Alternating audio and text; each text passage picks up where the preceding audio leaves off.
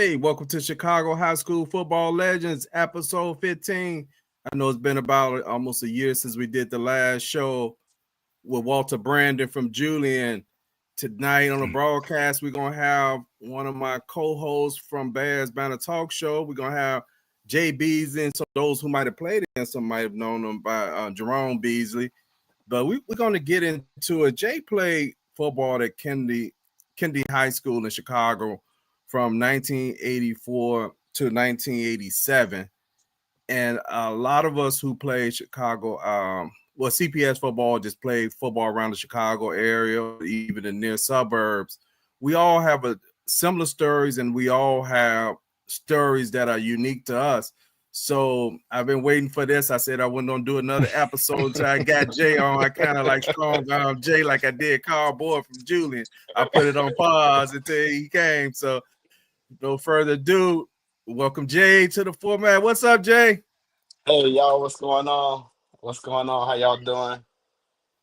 Hey Jay, thank you for coming on, man. I know we got a lot to unpackage and just talk, man. You know, all of us, who met you over recent years. Well, Jay, I actually met you almost 30 years ago, but those who Right. met you as far as watching you talk about football, or those who know you personally, they may not know, if they didn't know you from high school or college, that you played high school football. So, hey, how did it all start for you, Jay? It's crazy because it all started for me. I went to Kennedy actually to play baseball.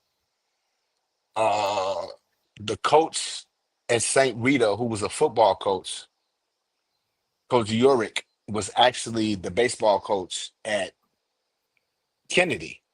And I was a baseball kid.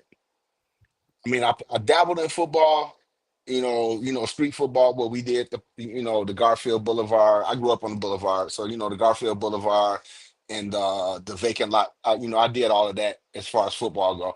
But my heart was really in baseball, and I went to Kennedy just to play baseball. And it was funny because my freshman year, I tried out for the baseball team, and I didn't make it, and I was so disappointed. So I then wind up trying out for the Frost Off basketball team, which they hadn't Mm. had. And I made the basketball team. So I was like, okay, cool. All right. I'm really not a basketball player, but I'm athletic enough to play basketball. So I played basketball my freshman year. And Coach John Hill, he saw me and he was like, you need to come out for football. Mm. And at that point, I was actually kind of scared because as a freshman, I went to football games and I actually saw us doing, football on the street Mm-hmm. without pads on. It was all cool. But to see guys in pads and actually doing it, I was like, whoa, I don't want to do this. They, this looked kind of scary. But Coach Hill was like, Jerome, I think you will be perfect for this. So I was like, okay. So I went out my sophomore year. Uh, and Coach, I just want to talk about Coach Hill for a minute. Coach Okay. Hill was a black head coach who came to a predominantly white school because Kennedy was a predominantly white school. Okay. It was 6300 West Narragansett. So we talking about way over on the southwest side. And he had connections though. He had connections with Lonnie Smith, the head coach at Julian at the time, the coach at Robeson, the coach from Julian, Coach Curry. uh, uh, Yep, uh, Coach Curry. Coach Curry, right? Coach Curry from Robeson. Where you went, right? You Mm. went to Robeson, I went right? to Lumblon, but I live across the street from Robeson. Right, right. But Coach Curry and then JP from Julian, Mm. he had connections with that. So our freshman after our freshman year into sophomore year, we would do 7-on-7 in Washington Park. Now we talking about a predominantly white school that's going against teams like Julian and King and Rosen and Simeon. And we was like, this is so different. We wasn't used to that smoke. We weren't used to the South Shore. We weren't used to that smoke. But he grabbed a lot of us who wanted to play football and brought us into that realm. And it was so cool. It was so cool. And that's where my confidence came from. I'm like, okay, you talked about Walter Brandon. I played against guys like Walter Brandon and those Mm, guys, okay. that came up over there. Fizel from Orr. I'm sorry, Fizel from King and Ernie from Orr. I played against all those guys, and I was like, I actually think I can compete with these guys, Mm. and that's what actually put me in the space that I need to be in. Like, okay, I can do this. I can do this. Okay. Hey, Jay, I was a baseball player myself, so I understand that. I mean, I mean, football was my second love, but it was baseball up until high Yeah, school. And yeah, man. Baseball yeah, so was I tried out for the baseball team my freshman year, didn't make it. Then I went out for I went out for the football team first, since that was in season, and didn't make it. Then didn't make the baseball. I was kind of heartbroken. But Jay, you know what I want to unpack is I want to bring something up on the screen to kind of introduce our audience to Jay, for those who are new to seeing Jay. Hold on, let me see, what can I bring here? Where's my, they didn't change so much on this, Jay. I'm like, okay, where's these things at? yeah. I Oh, see StreamYard and changed us a lot. yeah, they changed a whole lot. Okay, there we go. Look That's crazy cause Plank gonna get a kick out of that. I at started off I started off as a defensive back. okay. And the reason I started off as a defensive back is because there was a senior in front of me that played the X position. Mm, And he was a white guy. And Coach Hill was adamant on playing seniors. Like, this guy's in front of you. I gotta let him play, blah, blah, blah, blah, blah. And I was just like, okay. I was like a third receiver in the offense my sophomore year. But this mm, picture right here is crazy because, of course, you see we lost 29-3 to Tilden. But this was a interception that I had in okay. that game. This was an interception that I had in that game. And this was one of those games that was real for me because as a corner, as a sophomore, I had never experienced pulling guards and pulling linemen Mm, coming towards me on the edge, and hmm. I was terrified. I was terrified. Um, Okay. but that's funny. But that's funny. But that was one of my early highlights. And it was a highlight for me because it actually made the newspaper. Okay. Yeah, It was a Jay, highlight for me. you, you know, well, people who might have just kind of came around, maybe went through high school last recent years, they may not know that when you made the papers back in the 80s, That was a this was a big big thing. deal because it That was wasn't a like big a lot of thing. people made the Yes. papers. If you got a picture in the paper, either Sun-Times Tribune, and at that time the Chicago Yes. Defender as well, you had to have did something because they only had maybe Yep. about two pictures. Absolutely. Yeah, about two Right. pictures, and the rest of them Right. was just articles. But Right. Jay, Right. let me get into some other stuff. Once you started going out your sophomore year, was this the first time you played with equipment? Because I know you talked about earlier about playing on the street. How did equipment affect you? It was the first time that I played with equipment. And it was funny because, nowadays, even when I went to college, it was one of them things where it was just like, looking back at that picture, you can see the bulky shoulder pads that I had on as a defensive back. I wore a neck roll as a defensive back. Mm, It was just, we tried to emulate what we saw on TV. mm, And as we got older, and what I mean by older is like a sophomore, junior, senior, you realize that a lot of the stuff that you didn't really need. But I actually wore a neck roll as a wide receiver slash defensive back because it looked cool. right, right. You know what I'm saying? It looked cool. So I was wearing equipment that I really didn't need. But it was a big difference because, like I said, we playing tackle in the vacant lot with no Hmm. equipment on. And once I got that wrapped in my head, like, okay, we playing tackle in the vacant lot with no equipment. So definitely can do better with equipment on a football field. So that's Okay. how that evolved. Okay. So Jay, under Coach Hill, you're a sophomore on the varsity, first time player. That this not an easy task. And at a predominantly white school. So this definitely is a challenge. And you didn't have all the Pee Wee, Super Pee Wee. You didn't have Pop Warner and all that to prep you. A lot of kids now, they probably been playing organized football or whatever sport they've been playing. They've been probably playing it since like 5 or 6 years old. So they didn't played in equipment and all that. They had a fundamental. So I'm assuming from Sandlot football, you learn from watching TV, right? I learned from watching TV, and then I learned to have confidence because I've always felt, even at 56 years old right now, I always felt that I was just like a genuine athlete. So that actually helped me in my development. And Coach Hill used to get on me all the time because I was one of the guys that I did like all like the cardio stuff, but like the weightlifting and all that stuff. I was like Booby Miles, like I don't need that.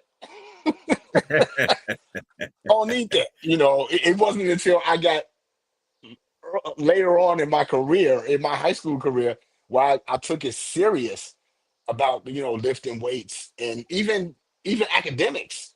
I really didn't take that stuff seriously because I was just like, okay, I just want to graduate from high school and maybe go to college and try to do that.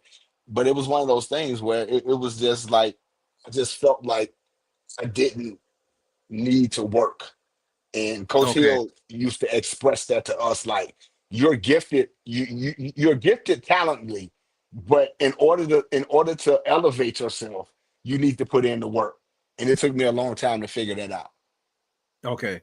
Now, so Jay, you mentioned earlier about being on a defensive back and seeing guards coming at you, pulling towards you. I mean, I know we know you, Jay, as Jay, the wide receiver. So me and Plank, we're cracking up like Plank out here watching. I know Plank put a comment out there. Hold on, let me show it on the screen. He's always do. Jay wanted to be a defensive back.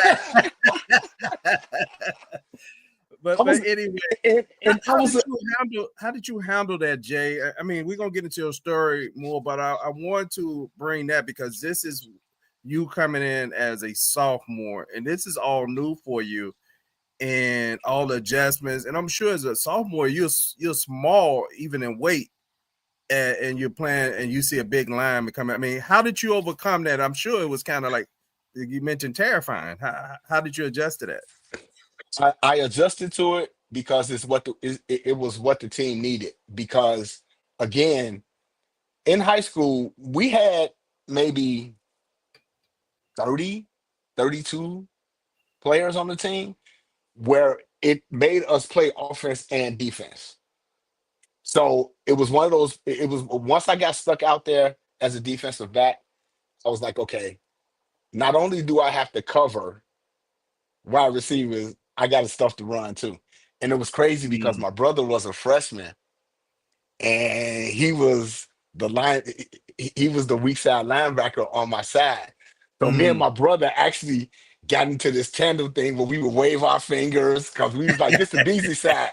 This the Beasley side. Ain't nothing getting so that's how I overcame that. And my brother was a beast. He was a Mm, beast. And he was a running back and a linebacker.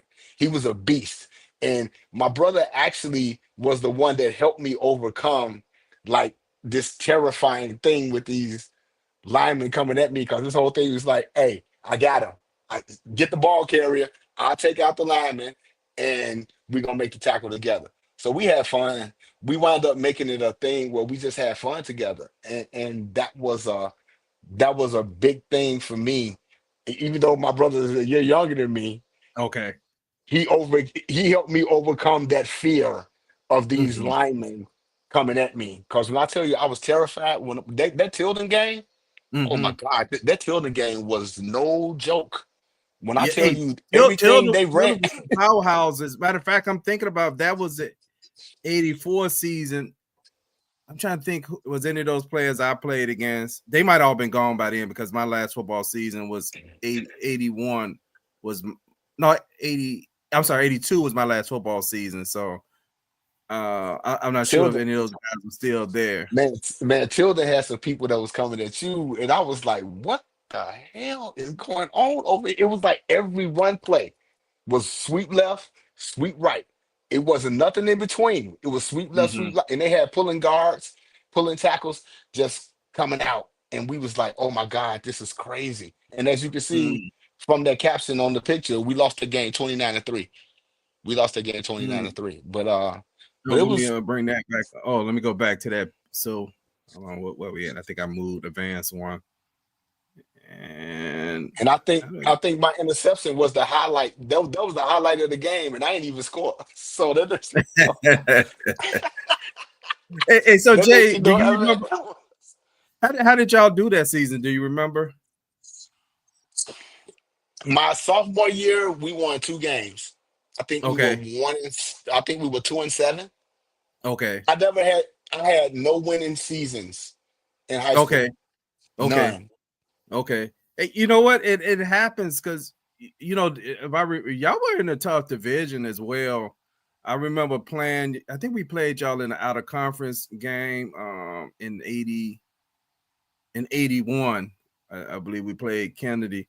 But anyway, you go into the off season, Jay. What's your plan now? You didn't got a little taste of it your sophomore year, and now you're about to go back as a junior. What happens in the summer? I mean, you got 2 days off season training. Are you hitting the weight room? Is Coach Hill?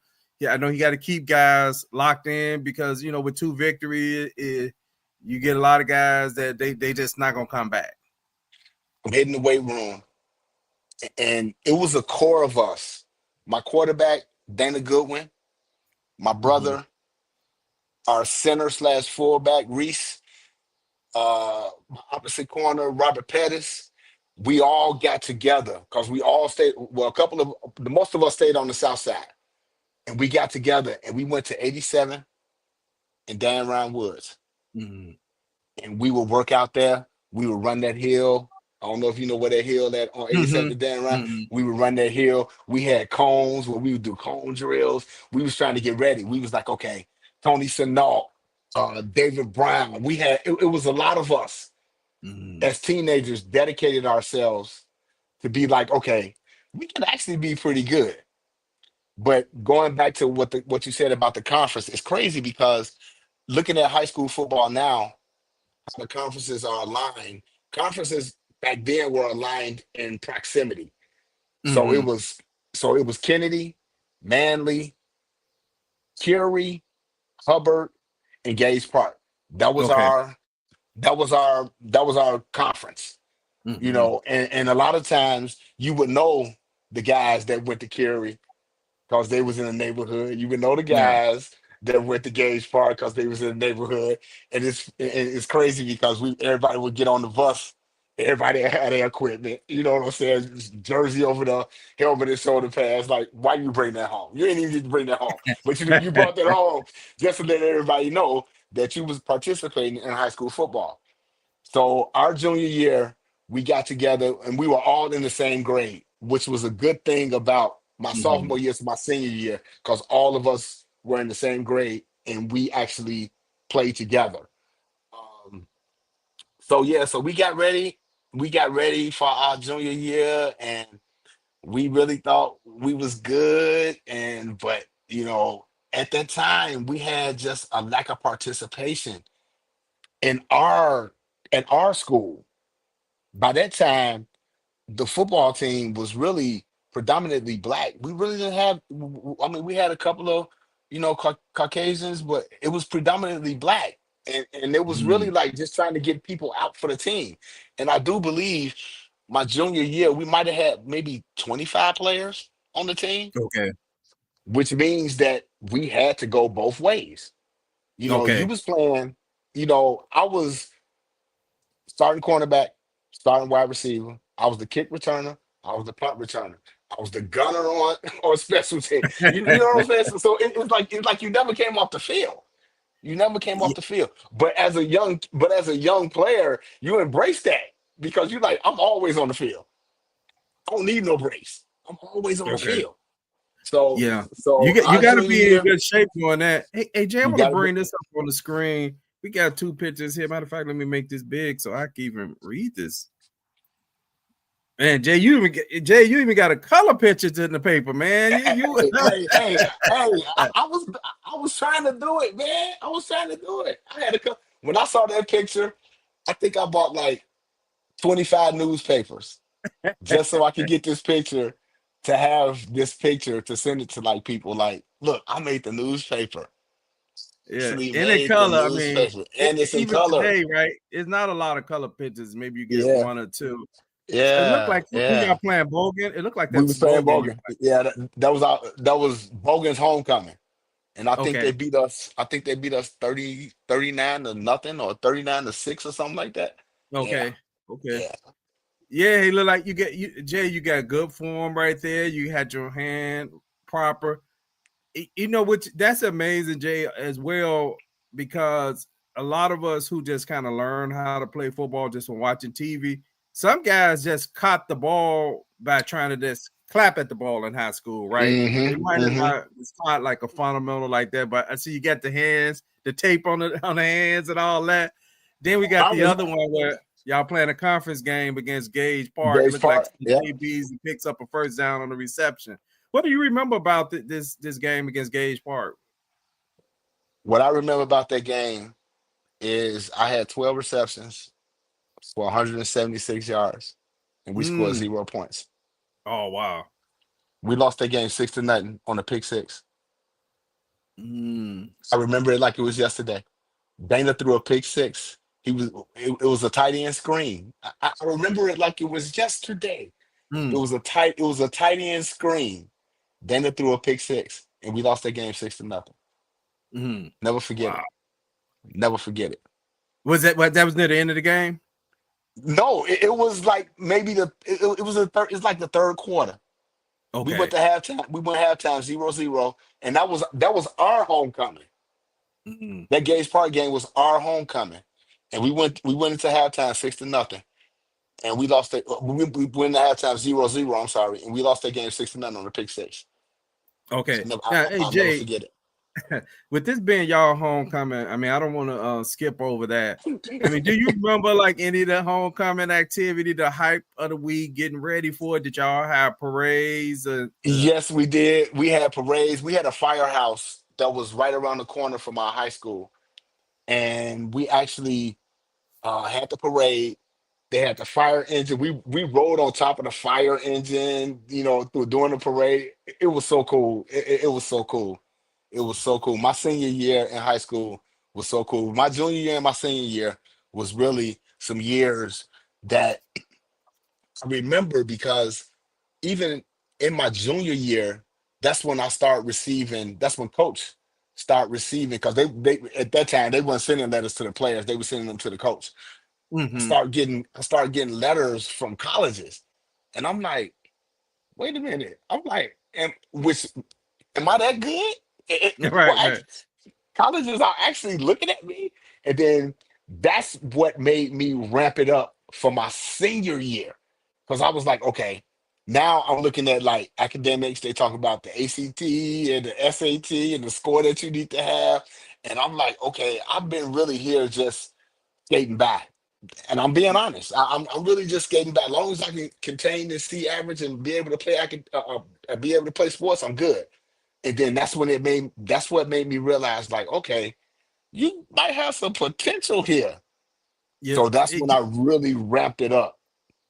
Hey, Jay, you said what 12 receptions, right, in a game. How many yards? 100 and what? 176. So Jay, especially for the 1980s, That's crazy. one That's was just a crazy. quarterback. A quarterback being that accurate is amazing, and then for you to even be able to catch it, right? Because a lot of especially now at this point, y'all transitioning mostly into a black school, right? And a lot of times when you had a lot of black athletes on the team, especially in the 1980s. The quarterback sometimes was just the best athlete on the team sometime, or he was just the guy that he was part of the running game as well. So you didn't have a lot of Yeah. completion going on. So I mean, he was throwing that. I mean, 12, 170 to one person. I mean, Hey, DJ Moore would love those numbers. hey, hey, Roma hey, Dulce Dana would was love good. those numbers. Dana was good. Dana was good. But we had to, and now this is going back to our sophomore year. We had Okay. to endure so much stuff. And what I mean by that is we were sophomores, and like I told you, um, the ex receiver was a white guy. He Okay. was a senior, and the quarterback Dennis. I'm just name dropping. Dennis O'Shea was the Mm-hmm. quarterback. So Dana had to sit behind him because he was a senior, and we were Okay. so mad because we was like, Dana is better than this dude. Mm-hmm. Dana is better. So he wind up his sophomore year. He wind up being a free safety. Mm. This is just how athletic we was. He wound Right. up Right. playing free safety.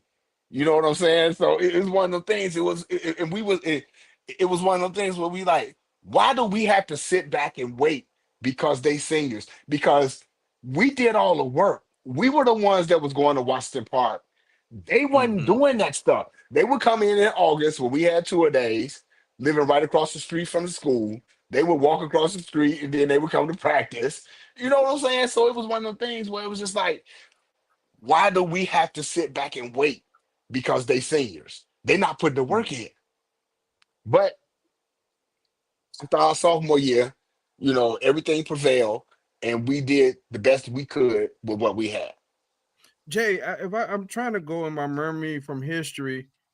Uh, your junior year, when that was a school CPS strike year, wasn't it? Did they go on strike that year, or was it the following year? Because I know somewhere I right up think in it was that the following time, year. I the think it was following the year. following year. I think it was the Okay, following year. okay. It was the And what following you year. say your quarterback? What was your starting quarterback name again? Dana Dana Goodwin. David Goodman. Dana Okay, you know Dana Goodwin. he was competing against one of my guys, even though I was gone. Matter of fact, he interviewed on episode maybe 10, Johnny Cole from Leblon. Yep. Johnny, Yep. yeah, Yep. yeah, Johnny Yep. Cole, him and about maybe 3 or 4 guys. Johnny threw for about 1,500 yards, which is rare, especially at that In time. high I school, mean, if yes, you go to the absolutely. NFL at that time, a good quarterback was throwing for 2,500 yards, right? Right, We was like, right, man, that guy's killing it, right, man, right, 2,500 yards. right. But then we talking about the 80s. It was at one point that was what 14 games, I think, before they went to the 16 game format. I think the 16 games came in maybe the 90s. Was it the 90s? Yeah, it was the '90s. The Okay. NFL went to 16 games in the '90s. Yeah, Okay. So I yeah. wanted to put that in perspective for some of my younger people who are watching. And thank y'all for tuning in tonight to Chicago High School Football Legends podcast. We do the Chicago High School Legends podcast during the off season of the Bears, where we interview former Chicago players. That also includes players who played in the near suburb, and they could have been at private schools as well. They don't have to be CPS students. But Jay, let's get back. You mentioned playing in Washington Park. I want to kind of briefly touch that. At Washington Park, you were talking about, I believe, 7-on-7 football. Seven And on seven on and I, Saturday morning okay. was no And I joke, want to man. say I want to give credit to Coach Curry and J.W. Smith Yep. from Curry from Robeson, I'm sorry, and J.W. J Smith Dub from from Julian. Yep. Julian. They were instrumental, for I understand, in getting those 7-on-7s started. But who are some of the players you remember there that probably saw their names in the papers, or they was somebody who watched Man, film that you was like, man, he ain't man. really that big or whatever.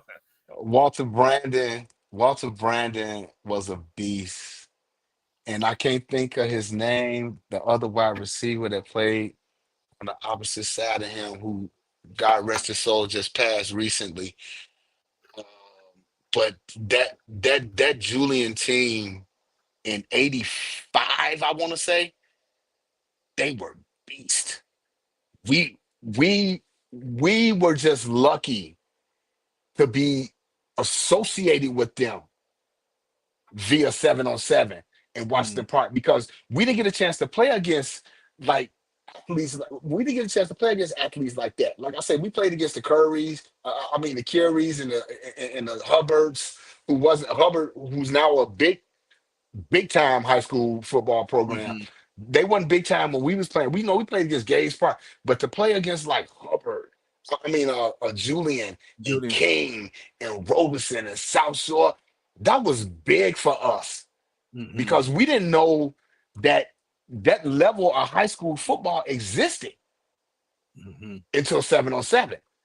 And we didn't get a chance to play against those schools during the season because they schedule was already packed with the conferences they was playing, and then they were playing like big non-conference games against the Mount Carmels and against the St. Rita's and all of that. We played against St. Rita my junior year. We lost 50-0, right over there on mm. 63rd and Western. They Okay. broke us down Mm. 50-0. John Foley, who went to Notre Dame. That was my senior year. John Foley, who went to Notre Dame. He was the big time person at that time. They beat us 50-0. Okay. So just being able to play at the school that I played in high school with, just to be able to play against some of the big time players that wind up going on to be a lot bigger was was big to us. We accepted the challenge, even though we always stepped on the field knowing that we gonna win this game. In our head, we know we weren't gonna win this game, but we were going Mhm, to compete. And that's what I mhm, I praise John Hill. I praise Coach John Hill for that because he always said, y'all can compete with anybody. You might not win, but you can compete. And I praise Coach Hill for that big time because he introduced us to a lot of things. We used to go to King and work out in their weight room. They had weight rooms. We thought we was in the NFL. Going to going to a going to a King weight room versus what we had. We thought we was in the NFL. mhm. So much praises to Coach Hill, man, because he introduced us to a lot of stuff that we would have never saw at a predominantly white school. Okay. Hey, I know Jay had just mentioned earlier Walter Brandon. If you'd like to see that interview, go on YouTube and look up Chicago High School Football Legends. We had, like I mentioned earlier, we had Walter Brandon on there. Walter Brandon was such a bad boy. I want to say at one point he was averaging 22 yards or somewhere in there carry. I mean, he was just, I mean, They had a amazing lot of guy. And he came behind one of the best running backs I had saw in the 80s, which, when I was playing was Carl Boyd. Then right behind him is Walter Brandon. But for me, Jay, I'm not going to straying off the topic. My all-time favorite high school running back, and I interviewed him on maybe episodes 5 or 6, was Rocky Harvey, who eventually Rocky played. Harvey. Yep. Yeah, Rocky played in the 90s, and he played for Rocky University played of Illinois. yeah, University of Rocky Illinois, played right? for was that University of Illinois, University of Illinois? right? Yeah, yep, Yeah. University of Yep. Illinois. I'm trying to remember. He was at Dunbar, right? Dunbar. Dunbar. Yep. Yeah, he's at Yep. Dunbar.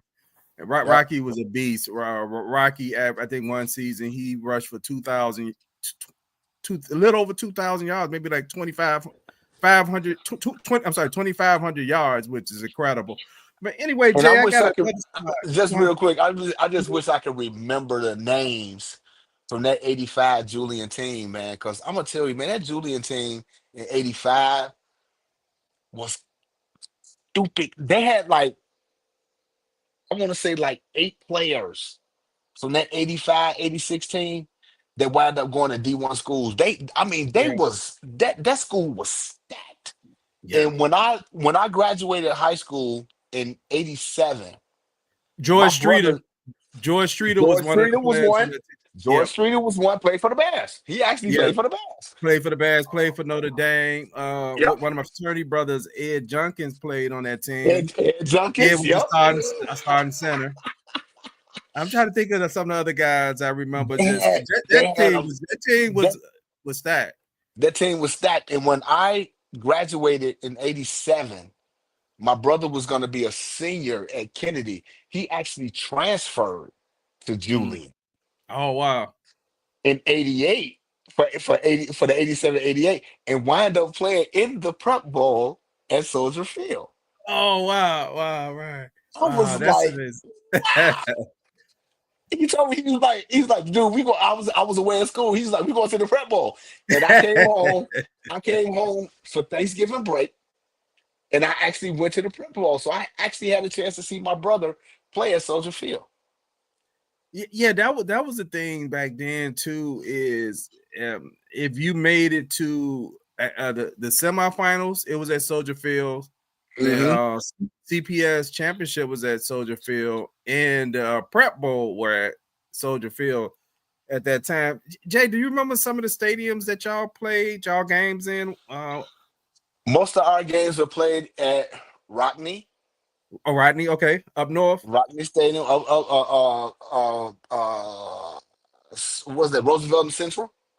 Okay, Roosevelt and Central. We played Roosevelt at Rockney Central. a lot. We played at Eckersall. Yeah, cause all over We 83rd. played. Yep, we played a playoff game at Lindblom. I'm not at Lindblom. I'm sorry, Lane Tech. We thought that was crazy that Lane Tech had their own stadium. We was like, oh my gosh, are y'all serious? We played Whitney Young in the playoff game at my junior year. We played Whitney Young at a playoff game at Lane Tech. We played at what's the turf field that Eric Hansen. We played at Hansen Okay, Hanson. Stadium. And, Okay. and we and of course, as dumb as we were as teenagers, we thought playing on turf was like the greatest thing in the world.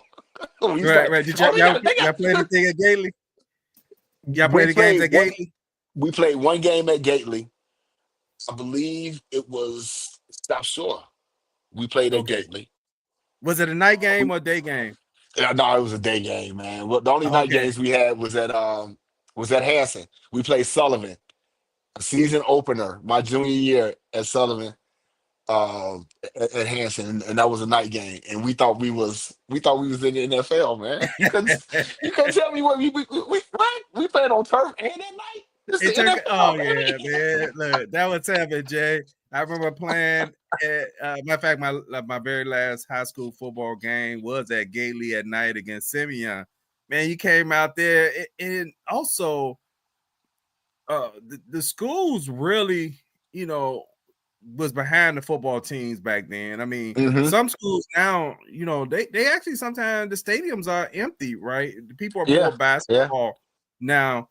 But Jay, when you was out there playing in those games, and when you running a route, did you hear the fans or anything? I mean, a lot of us who play football talk about how when you make it a play, you actually don't hear anything. It's almost like in slow motion. Was that your experience as well? Well, one thing about it, because we played a lot of day games, we did Mm-hmm. have a lot of support. Because Okay. our school would actually have buses to take kids to the games, especially if we played at Rockney. If we played at Rockney, they had buses that would take students to the games. So we did have a lot of support. And my parents never missed a game. They actually left work and they would come see me and my brother play. They never missed a game. Mm-hmm. That's how my mom wound up being a football fan because she came and saw her sons. Um, so with that, we did have a lot of support, so that was cool. So I can't really say that we didn't have the experience of the rah rah. It might not have been a big rah rah, but it was a rah rah where Okay. we actually had fans. Because like I say, we went to a predominantly white school, and the cheerleaders was white, and so they brought their fans, and so we did have that. I Okay. can't I can't say that. So that really wasn't my experience in high school. Okay. Now, Jay, when you line up on offense, was it any defensive player that you was like, man, I've been hearing Nope. all this stuff about him. Nope. Either he about to get this smoke or Nope. the hard Nope. just in it. You remember anybody, Jay? Nope. If you put Okay. that picture back up against Gage Park, Okay. You what's gonna his put name? Esley Woodley, number 12. He was Gage Park's quarterback. Okay. And for that specific game, they actually put him in the defensive backfield to play against me. Mm. He was the one that was supposed to be guarding me. 12 receptions, 176. That's all I can say. That's all I can say. And and I tell y'all know from Bears Banner, y'all know my passion is with the wide receivers because it's a skill. Everybody can't do it. It's a Yeah. skill. Everybody can't do it. And I've never had any player on defense when I was on offense that I was like, okay, I'm not gonna have a good day today. That was never my experience. Now, as a defensive back, different story. I was like, okay, I'm gonna have some problems today. But it wasn't in the passing game, it was all in the run game. Okay. Curie High School had a guy named Lewis Pillow, a running back. When I tell you this dude was so good, he was so good. Mm. And I was so scared that this dude was coming around the corner. And he wasn't a big guy, he was just fast. Mm. But back in the 80s, it was that whole line, it was that whole running game. It was like pulling offensive linemen coming towards you. Lewis Pillow was the truth. And Mm. every time, the 3 years that I had to play against him, I was like, I'm terrified because this guy is not gonna run over me. He's gonna run past me because that's just how good he was. But on offense, I never had a problem. There was no. I was like a Terrell Owens on offense. Like this dude can't guard me. Oh, you know what, Jay? Since you're talking about defense, and if you had played against them, it would have had to be, I'm assuming, your '84 season, when y'all played Tilden, your rookie year, sophomore year. Did you play against Dempsey Norman from Tilden? I played it. Or I he played had against Dempsey. I played against okay, Dempsey, and it was a no. Yeah, I played against Dempsey, and another player I played against that was hard. He gave me a hard time, and he was a tight end, but he gave me such a hard time. Frank Hartley, who Frank went to Harley. Okay, university, played at Bogan, went to University of Illinois, gave me such a hard time. He gave me such a hard time because it was one of those defenses where we played a lot of zone coverage, and that tight end might wind up sneaking out on the edge. And he was such a big boy. But yeah, I played against Dempsey, I played against Frank Hartley, I played against a lot of guys, man, that wind up being pretty successful in college and having a cup of coffee in the NFL. okay, And I man, told you, that's amazing. yeah, and I told you, my frat brother, one of my ships, I was with a couple of weeks ago, reached out and told me he's like, man, I'm real good friends with Nate Turner, Mm-hmm. and it blew my mind. I was like, because that was Nate Turner was my nemesis Mm-hmm. at Mount Carmel. He was at Mount Carmel. He was a wide receiver, and every week I would look at his stats and be like, okay, what Nate do this week? What Nate do this week? But it was another player who went to Bennett. His name was Pat New, a white guy, wide receiver. Mm-hmm. He wound up going to Northwestern, I believe. And Nate Turner, which I already told you I'm gonna try to get him on here. Mm-hmm. He went to Nebraska. And my Okay, biggest question to him is I want to know, like, as a wide receiver in the 80s, why did you choose to go Nebraska. to Nebraska? Yeah. You know, they was a running. They was just ran the ball back then. That's that all they was the did. wishbone. That was the Yep, wishbone. wishbone. What was the running back? Wishbone. What was his name? It was started with a last name was Rozier. They had a Rozier. back. Rozier. I can't think his first Can't name, think of but the first name, but yeah, Rozier and Turner Gill was the okay. quarterback. It was always ball.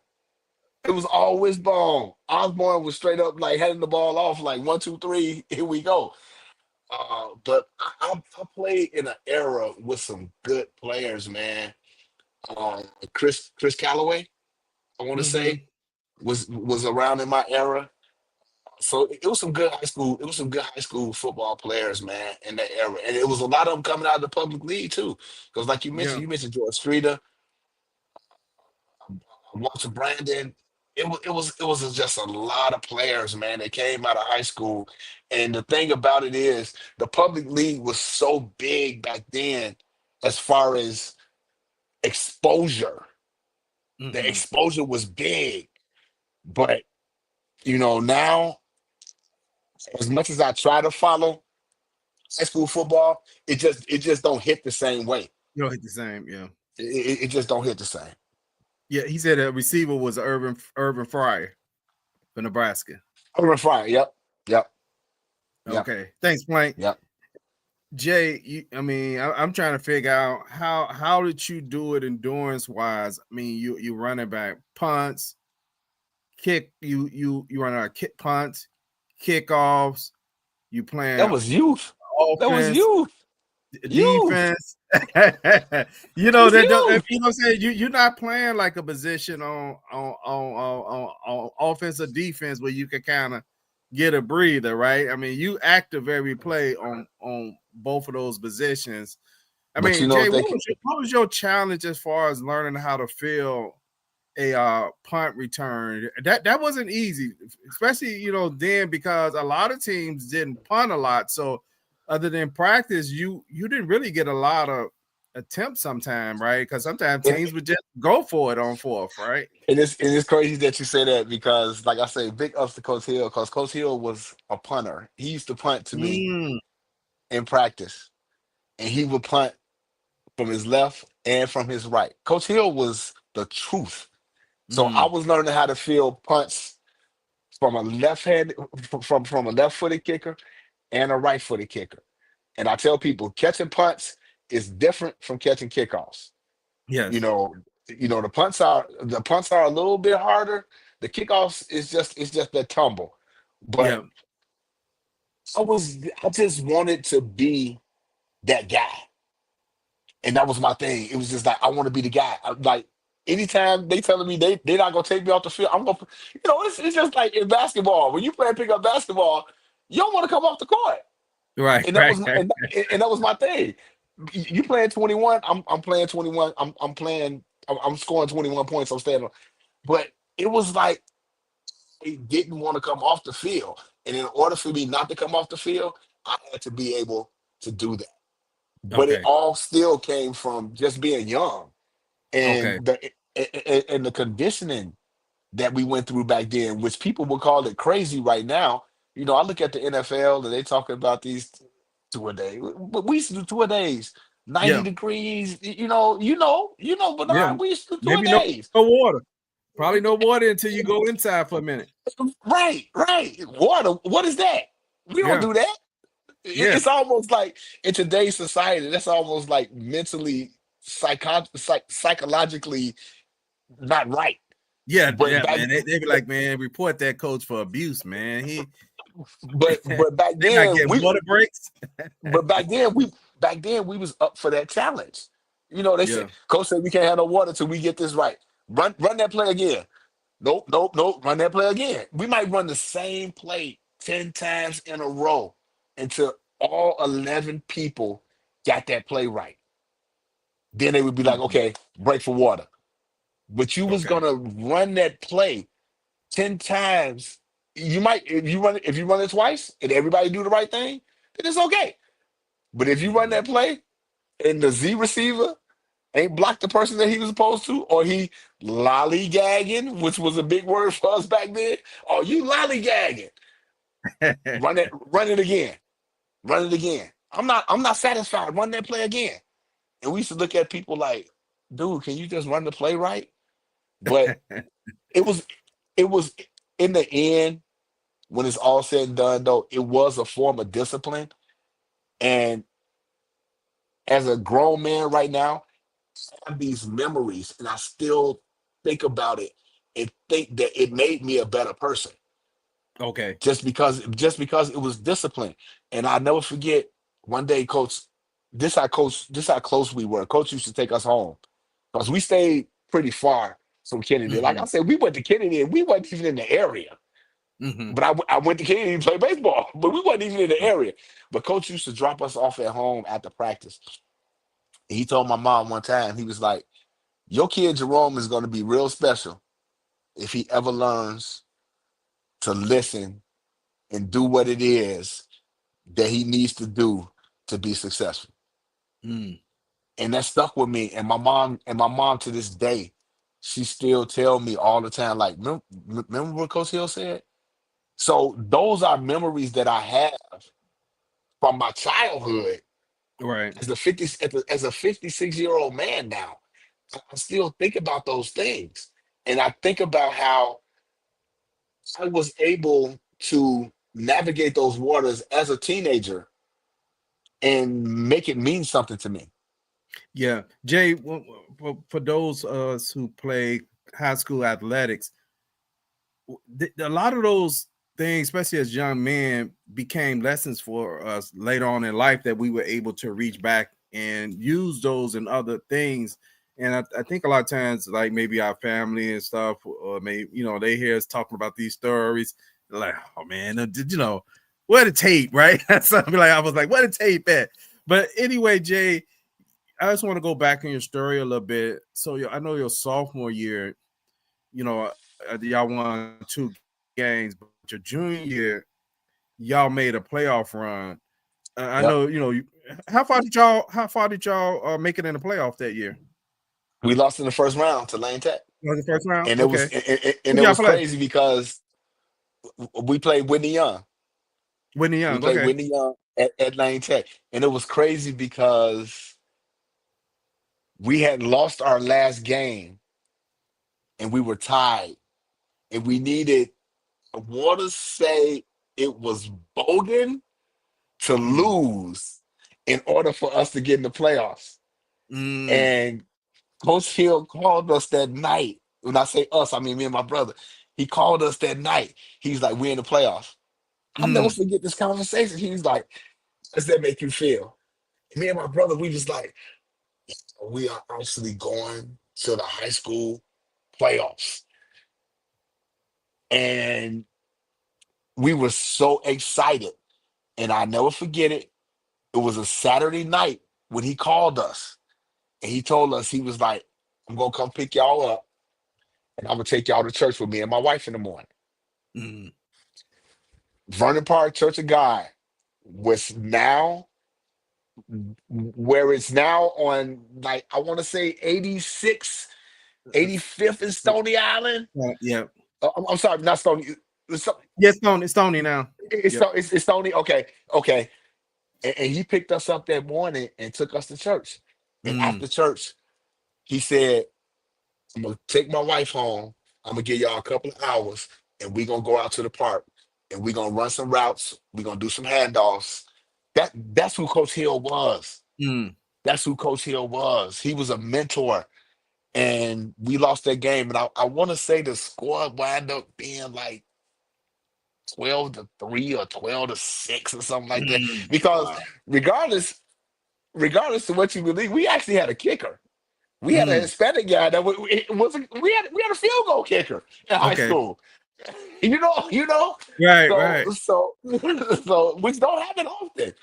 But I remember that I remember these stories that Oh. I'm telling right now was like yesterday, man. Mm, mm. That's Pee Wee. What's his name? Melvin Pee Wee Crawford look like. Melvin Pee Wee Crawford. Yep, Melvin Pee Wee Crawford. That was that Bogan game, man. They tore us up, man. I think the score was 39-0, and it was their homecoming. It was Hmm. their homecoming.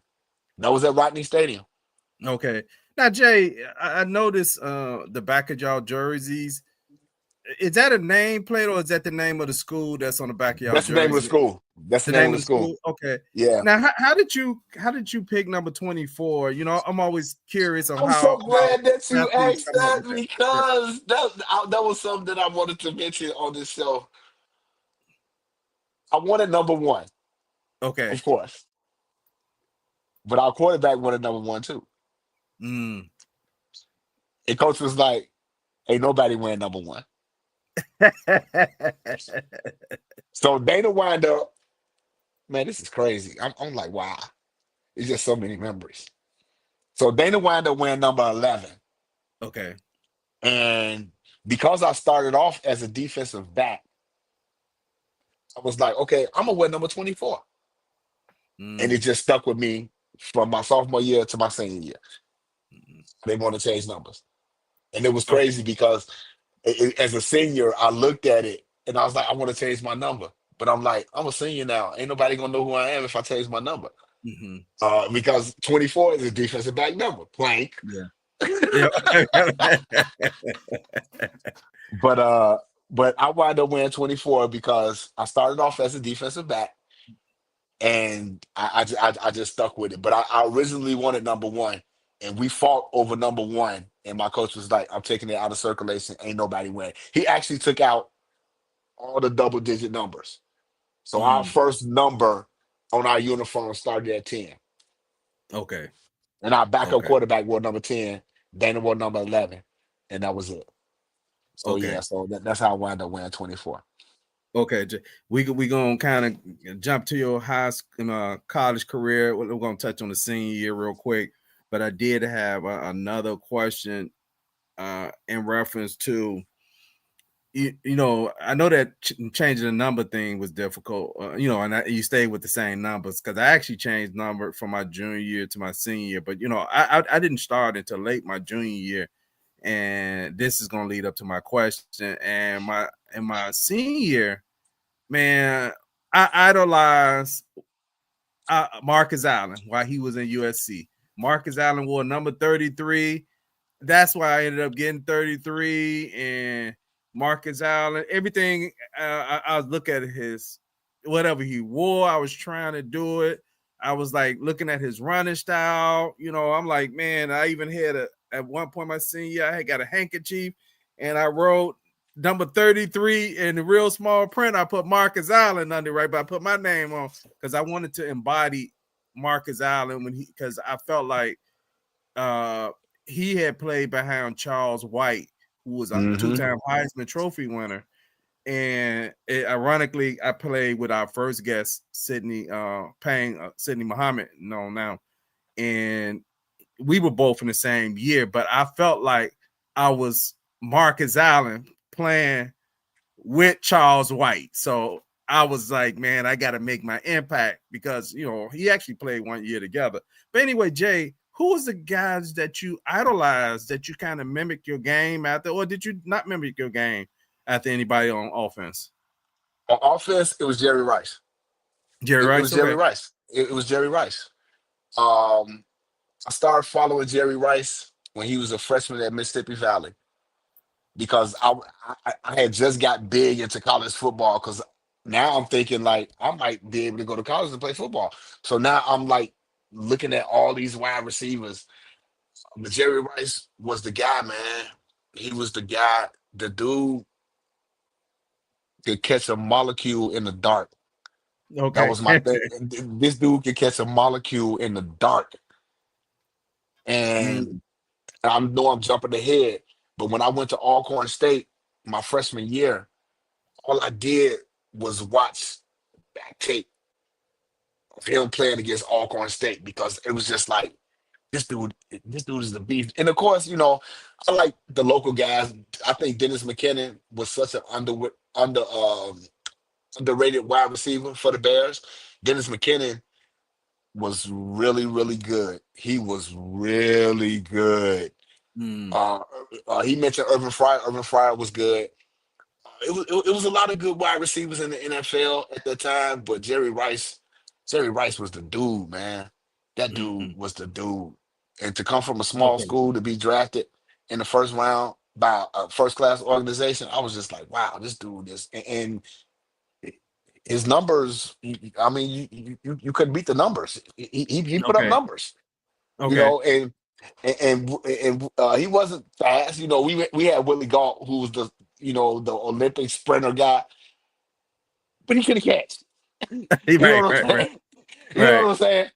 But you had Jerry Rice, who ran a 4.6 at the combine. Jerry Rice ran a 4.6 at the Mm. combine, How about yeah. which I tell people all the time. Y'all know my stance on the combine is so overrated. But he ran a 4.6 at the combine, still got drafted in the first round, and look at the production throughout his Right. entire career. I mean, this dude was 40 and put up 1,000 yards. Yeah. Now, Jay, did at Alcorn State, did you get a scholarship or were you a walk on? I was a walk on. Okay. Dana, our quarterback, Okay. wound up getting a scholarship, and I followed him there Okay. as a walk on, as a Okay. walk on, and that was a totally mind blowing experience for me to go from high school to college. It was a mind blowing experience because in Chicago high school football, you think you're good, and then you get in college and you got players from all over the country that play your that play your position, and you like, damn, look at this guy. I never forget. I never forget the first pass that was thrown to me in training camp in college. It was a out, a 10-yard out, and the ball got on me so fast, my head hadn't even turned. Mm. That's just how, and I was like, oh my God, this is different. This is Mm. different. And then my era that I came up in, as far as high school, going into college, I transferred to that. It was that three amigos where they had the 5'9s and the 5'10s, like the three amigos from Denver, and then you had the Clarks and those guys from Washington. They was 5'8", 5'9", 5'10" guys. I got in college. You had receivers like 6'1", 200 Mm. pounds, running the 4.3 40. I'm like, ooh, ooh, so this is what this is. So it so was a Jay, Jay, we gotta man, we gonna I know it's gonna be hard, Jay. We gonna have to do a part two. I know a lot of people I talk to. I wanna really double back to some of the college stuff and kind of get into it a little bit more intimate. But in summary, I do know you eventually transferred to Western Illinois, the and Jay greatest decision Beasley. I ever made. And for those who watching, Jay Beasley is a member of Phi Beta Sigma. Or is that Omicron Kappa chapter? Is it Omicron? What's y'all chapter from Western? Omicron. So the guy, What was that? oh the guy, Oh, okay, Western, I am okay. a guy. I Oh, am the cat. Okay, I'm sorry, I messed up the chapter. But Jay became a sports writer for the Western Courier when you were there. sports writer, And sports editor, all of that, okay, all of that. I okay, had to transition because I wanted to stay in sports. Some kind of. I even tried out for the Western Illinois baseball team oh, did you? Okay, as a walk on. I even did that. I wanted to stay in sports some kind of way, and that's what made me once I realized that I wasn't gonna play ball at Alcorn. I came home and I transferred home, and I'm like, okay, if I'm gonna get a degree, I might as well come home. So I came mm-hmm, home and I chose. I applied to every school in Illinois and got rejected at Eastern for some reason, but mm-hmm, I got accepted at every school in Illinois and wind up choosing Western, which, like I said, that's a whole nother conversation because it's the greatest thing I ever made because I met my wife there and I pledged there and I met you guys there. And so mm-hmm. it's been it was a whole full circle moment for me. So it was pretty cool. And I have no regrets about all of it because I was able to experience a lot of things that people like us in the neighborhood wasn't able to experience, you know. Okay, okay, So yeah, so we can piggyback on it because yeah, yeah, again, I had a story where, I didn't play, I wound up not being able to play football, but I walked onto the baseball team. So I played baseball my sophomore year at Alcorn. So I was able to travel and it was a lot. It's full circle. It's really full circle. Okay. It really Yeah, is. you know what? You mentioned West Illinois. I mean, I'm gonna have to probably I may need your help. We're gonna have to harass Dino. I don't think Dino he didn't play in Chicago, but that's okay. He was in Chicago area suburb, but I want to bring Dino on if he gets some time, talk to him. And I really want to talk, chill frat brother Vizik again. We talked to Zeke, him. okay. It was an interview more so about Bears Banner. We got a little bit Right. of his history, but I want Right. to be able to talk to Vizik again. That's Kevin Murray for those who Yep. he played for Julian High School late. He started late 79 and went into the early 80s. And they I want to say they were on a prep bowl. They got to a prep bowl and played against Joliet Catholic, and they was like one of those first public schools in Public school in my teams. era that had got there, right? Yeah. And it was on Ray Rayner and all that, and so I had knew him before I got to Western. As far as I had never met him personally, but those were like, man, because high school football was big.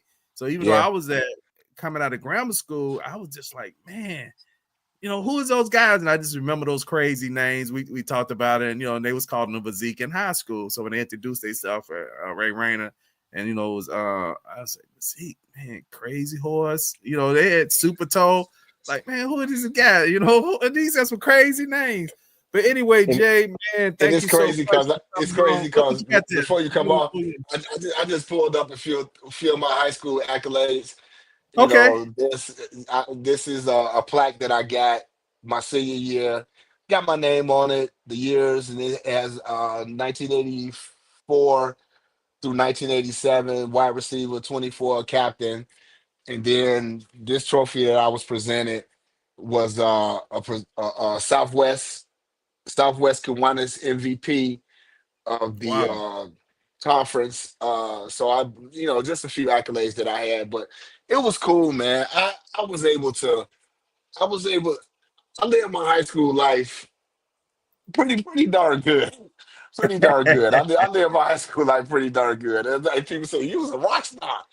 I lived my high school life pretty good. And my first few years of college, even in Mississippi, I mean, they were pretty good. And then my transfer to Western was even greater. So I really don't have no regrets about, the things that I did as far as a high school athlete and as far as a college athlete, because, I was a member of the 1,200-pound club as a freshman at Alcorn. Okay. That was big, That was big.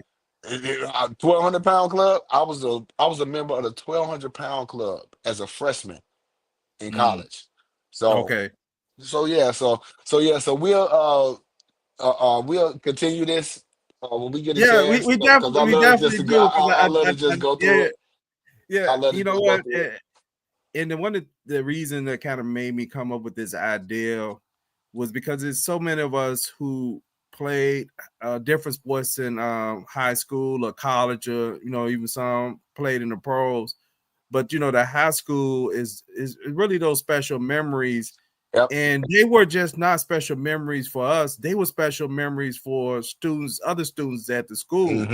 And for it depends on what school it might have been. That might have made some of those students' memories great memories, right? Where they went to those football, because that's part of the memory that they talk about in their high school experience. They talk about the pep rallies, they talk about the homecomings, right? And their favorite football player, basketball player. Like, we could run off names of guys that we played against, etc.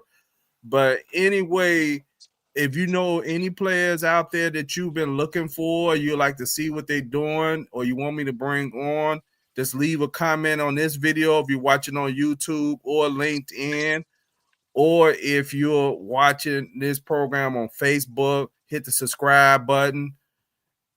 We definitely would love to bring some of those Chicago high school legends that are out there. Until next time, peace.